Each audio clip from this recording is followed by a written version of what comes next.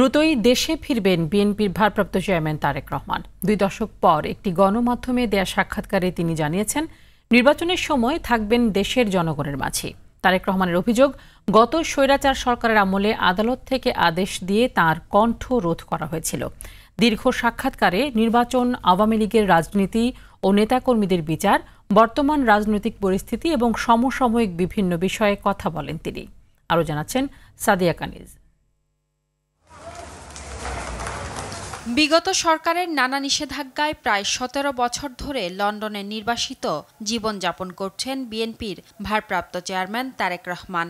Virtually বিভিন্ন প্ল্যাটফর্মে দলীয় কার্যক্রম পরিচালনা করলেও সরাসরি কোনো গণমাধ্যমে সাক্ষাৎকার দিতে পারেননি তিনি। তারেক রহমান, আপনাকে অনেক ধন্যবাদ। দেশের রাজনৈতিক পট পরিবর্তনের পর এই প্রথম একটি সংবাদ মাধ্যমে একান্ত সাক্ষাৎকার দিলেন তিনি।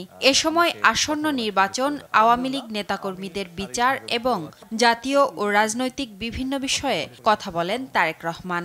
ছাত্র রাজনীতির জায়গায়, জাতীয় রাজনীতির জায়গায়। গত স্বৈরাচারী সরকারের সময় আদালত থেকে রীতিমতো আদেশ দিয়ে কথা বলার অধিকার কেড়ে নেওয়া হয়েছিল তার।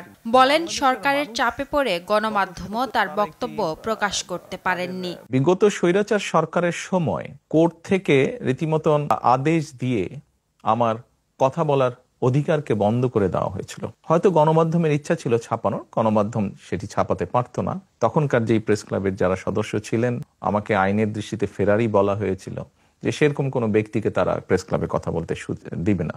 এভাবে তারা চেষ্টা করেছিল আমার কথা বন্ধ করে রাখতে।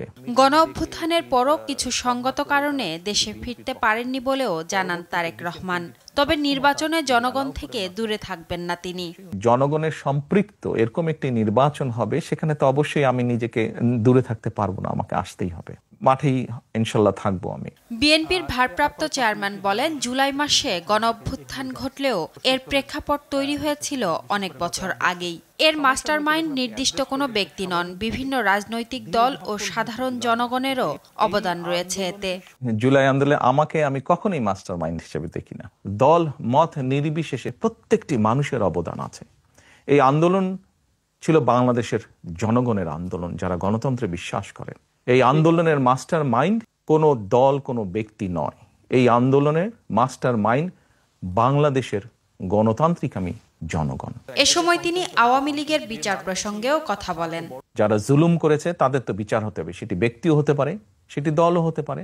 যে দলের ব্যক্তিরা বা যে দল মানুষ হত্যা করে, মানুষ গুম করে, মানুষ খুন করে, দেশের মানুষের অর্থ সম্পদ লুটপাট করে বিদেশে পাচার করে, জনগণ যদি সমর্থন না করে কোনো রাজনৈতিক দল বা রাজনৈতিক সংগঠনকে, তাদের টিকে থাকার তো কোনো কারণ আমি দেখি না। প্রত্যাশার নির্বাচনের মধ্য দিয়ে সবাইকে নিয়ে সুন্দর রাষ্ট্র গঠনের প্রত্যাশার কথাও জানান তারেক রহমান।